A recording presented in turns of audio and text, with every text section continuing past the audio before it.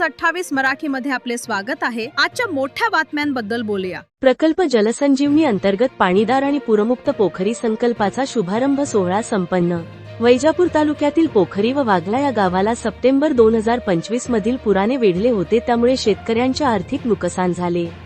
धेकू नदी पात्रात बंधारे, ओढे, नाले गाळाने भरलेले आहे। पोखरी व वाघला गावातील ग्रामस्थांच्या पुढाकाराने आणि इंडिविश वेलफेअर फाउंडेशन यांच्या आर्थिक सहकार्याने पाणीदार आणि पूरमुक्त पोखरी संकल्पाचा भव्य शुभारंभ सोहळा संपन्न झाला। महिला दिनानिमित्त सर्व महिलांना शुभेच्छा देऊन सत्कार करण्यात आला।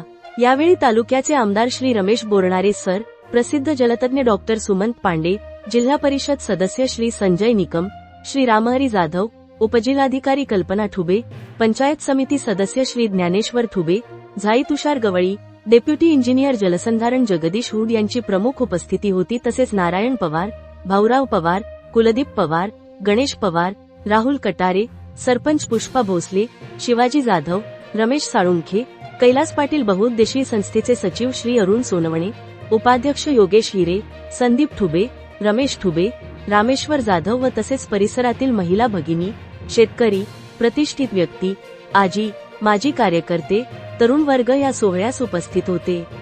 कार्यक्रमाचे प्रास्ताविक BM पाटील यांनी केले। सूत्रसंचालन संदीप चव्हाण तर आभार प्रदर्शन सागर ठुबे यांनी केले। इंडिया न्यूज 28 वैजापूर तालुका प्रतिनिधी अनिल सूर्यवंशीची रिपोर्ट।